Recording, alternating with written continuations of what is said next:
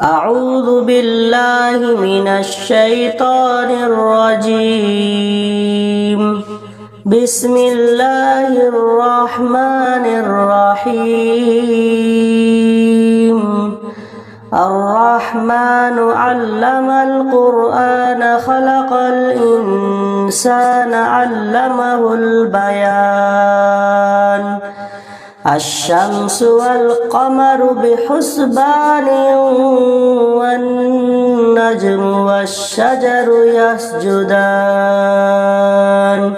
والسماء رفعها ووضع الميزان ألا تطغوا في الميزان وأقيموا الوزن بالقسط ولا تخسروا الميزان والأرض وضعها للأنام فيها فاكهة والنخل ذات الأكمام والحب ذو العصف والريحان فبأي آلاء ربكما تكذبان. خلق الإنسان من صلصال كالفخار وخلق الجان من مارج من نار فبأي آلاء ربكما تكذبان. رب المشرقين ورب المغربين فبأي آلاء ربكما تكذبان. مرج البحرين يلتقيان بينهما برزخ لا يبغيان فبأي آلاء ربكما تكذبان. يخرج منهما اللؤلؤ والمرجان فبأي آلاء ربكما تكذبان. وله الجوار المنشآت في البحر كالأعلام فبأي آلاء ربكما تكذبان. كل من عليها فان ويبقى وجه ربك ذو الجلال والإكرام فبأي آلاء ربكما تكذبان. يسأله ما في السماوات والأرض كل يوم هو في شأن فبأي آلاء ربكما تكذبان. سنفرغ لكم أيها الثقلان فبأي آلاء ربكما تكذبان. يا معشر الجن والإنس إن استطعتم أن تنفذوا من أقطار السماوات والأرض فانفذوا لا تنفذون إلا بسلطان فبأي آلاء ربكما تكذبان. يرسل عليكما شواظ من نار ونحاس فلا تنتصران فبأي آلاء ربكما تكذبان.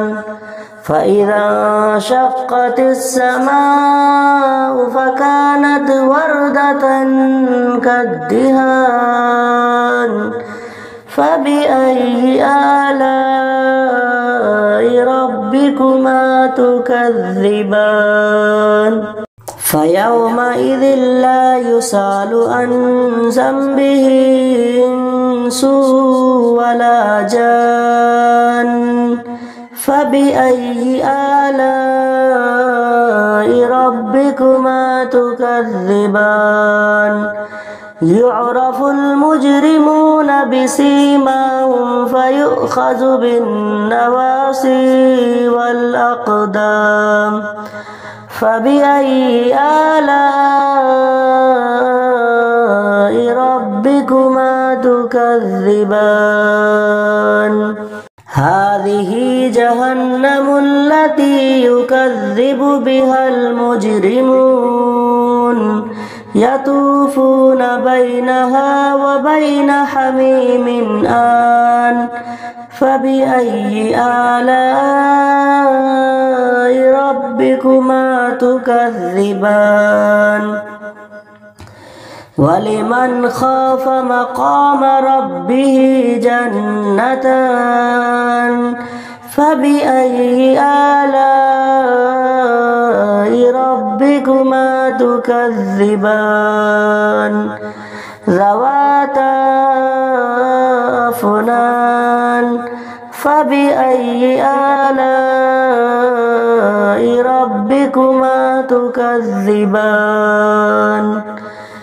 فيهما عينان تجريان فبأي آلاء ربكما تكذبان فيهما من كل فاكهة زوجان فبأي آلاء ربكما تكذبان متكئين على فرش بطائنها من استبرق وجنى الجنتين دان فبأي آلاء ربكما تكذبان فيهن قاصرات الطرف لم يطمثهن إنس قبلهم ولا جان فبأي آلاء ربكما تكذبان كأنهن الياقوت والمرجان فبأي آلاء ربكما تكذبان هل جزاء الإحسان إلا الإحسان فبأي آلاء ربكما تكذبان ومن دونهما جنتان فبأي آلاء ربكما تكذبان مدهامتان فبأي آلاء ربكما تكذبان فيهما عينان نضاختان فبأي آلاء ربكما تكذبان فيهما فاكهة ونخل ورمان فبأي آلاء ربكما تكذبان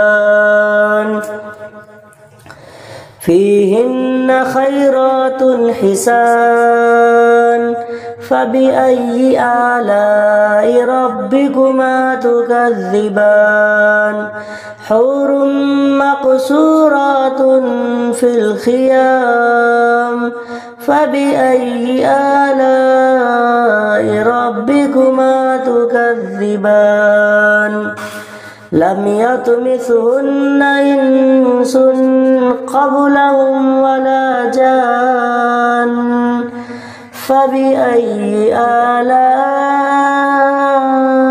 ربكما تكذبان متكئين على رفرف خضر وعبقري حسان فبأي آلاء ربكما تكذبان